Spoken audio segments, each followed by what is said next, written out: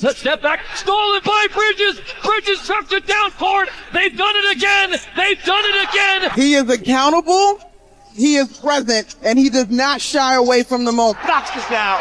Woo, baby. Steals the ball. I thought he was about to go on somebody's head. Woke up today feeling a little different. Got it from the near side wing. Knocks down a huge jump shot. How about you make it about a team determined to defend when it matters most and having the most clutch player in the league on their side?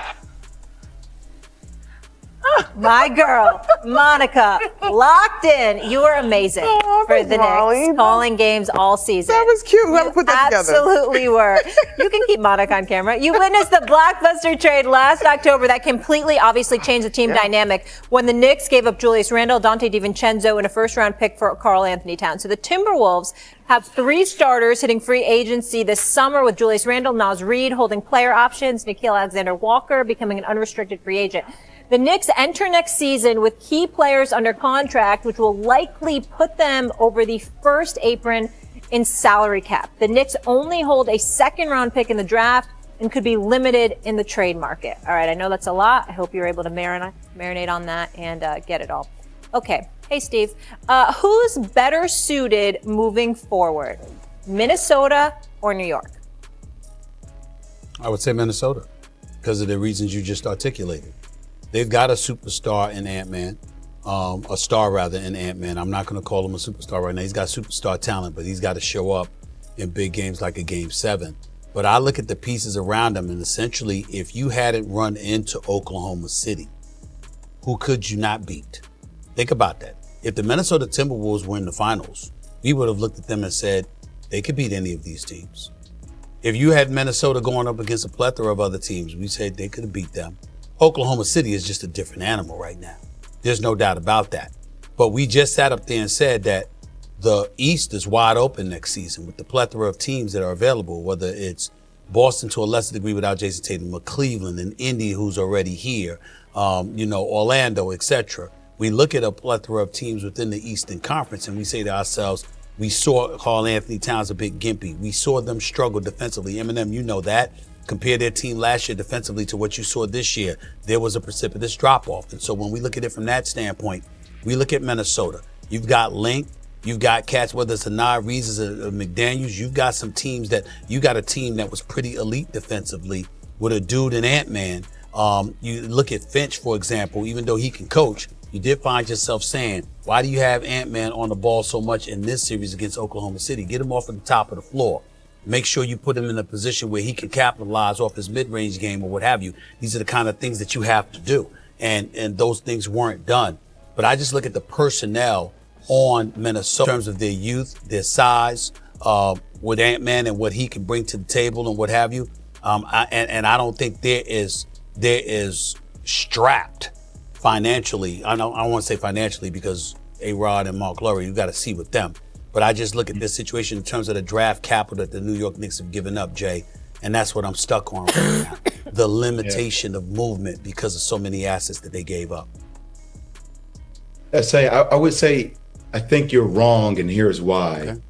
We all agree that the East is wide open. Wouldn't that make the Knicks better suited to move forward? When I start looking at the Western Conference, Dallas is coming. Number 1 pick, Cooper Flag. Kyrie Irving coming back. I mean, Anthony Davis, Klay Thompson, the pieces they have, they could be right there. Houston has dogs. They're going to be right there. I don't know if Minnesota beats Golden State if Steph Curry playing. That feels like a completely different matchup to me. When I start looking at where Denver is with Nikola Jokic, and that dude's a walking double 45, 18, 19. Jamal Murray, it's just like the West is a loaded OKC right there again with talent. That's why I think every former player or people that know basketball sat there when we heard Ant saying, I'm going to be just fine. I'm excited. We're like, we don't know if you're going to be back here. Like your road, you came on the show the next day and said, do you know how hard the road is in the Western Conference? I heard Wendy say that we don't even know what's going to happen with San Antonio, with Wemby and De'Aaron Fox. You imagine if they get Giannis? So I'm just looking at the Eastern Conference. If it is wide open, I think Detroit, Orlando, Cleveland's going to be there. New York, obviously, Indiana, who's in NBA Finals, going to be there. But I still think it's the best odds for the Knicks in that conference as opposed to the loaded conference in the West, for sure. I agree with Jay Will too on that one because and in addition to that, the Wolves got some questions this year in terms of guys being restricted free agents and what that's going to look like moving forward. I just think in terms, and I guess you could say the Knicks have a few, but they have less. If they could roll with the starting five for the foreseeable future and then fill out around them. And so I think they have a better shot in terms of continuity, in terms of the conference that they're in. I didn't have an issue. I'm glad you brought up that sound, Jay, but I didn't have a ton of an issue with it from Ant because he has been so honest and candid, and that is what has endeared us to a degree. But that does not mean you take for granted the ability to win. I feel like that was a bet on himself, and everybody else sitting back is like winning is hard, which I think he would agree with. But I gotta agree though, when you look at the Western Conference and Dallas, to me, we talk about big moments and big trades through this season. We all saw that trade go down, and initially the favor was pointed toward Dallas in terms of who they could be in the Western Conference. So to me, the Knicks are better suited moving forward. I think as you look at their trajectory over the last 3 years, and the Wolves have done similar as well, but I think there is growing continuity, growing confidence, and it's just a little less competitive on the Eastern Conference side in my mind. Stephen A., do you think the Wolves should pursue KD? Yes, normally I would say no, because I think that, first of all, we all know what a superstar player he is. He's 27 points per night in his sleep. We know what he brings to the table. But the problem is with KD, unfortunately, you can't just look at his game and what he brings to the table. You have to look at the effect that he has on the team, because it's like, yo, I'm going to go out there and I'm going to do what I'm going to do. But I think they kind of need somebody that can get them to get the rest of the dudes to do what they're supposed to do. And normally I would say no, but in Minnesota, I think those guys don't have their problem. I think they have their limitations.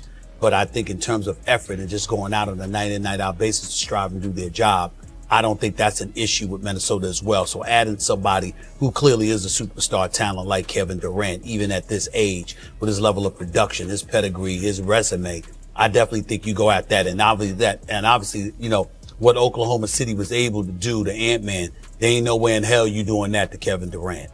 You ain't stopping him from getting the ball. You ain't stopping him from getting his shot.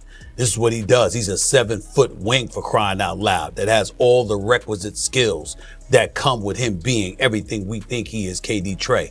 So I would say it's the right move for the Wolves to make. If they can acquire him, they most certainly should, for Ant-Man's sake as well.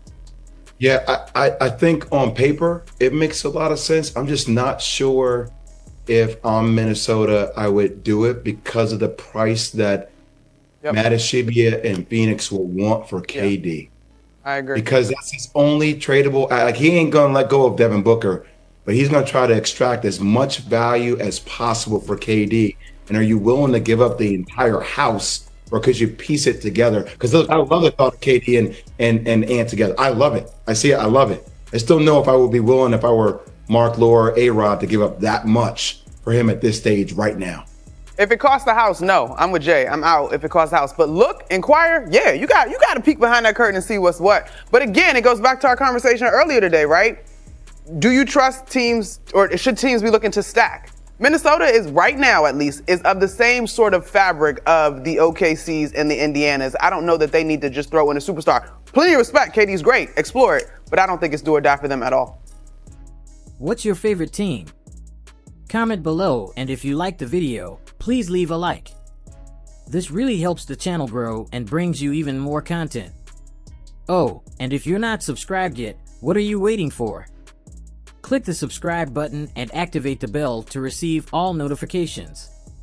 With each game, we notice that the NBA is getting more competitive every day, and all the teams are looking for reinforcements to win the championship. And only here can you follow your favorite team daily with incredible content from different sources. Here on the channel, there are new videos every day with analysis, curiosities, and the best moments in basketball. That's it for today, folks. Thanks for following along. The NBA doesn't stop, and neither do we. Until the next video. NBA, the passion that connects us.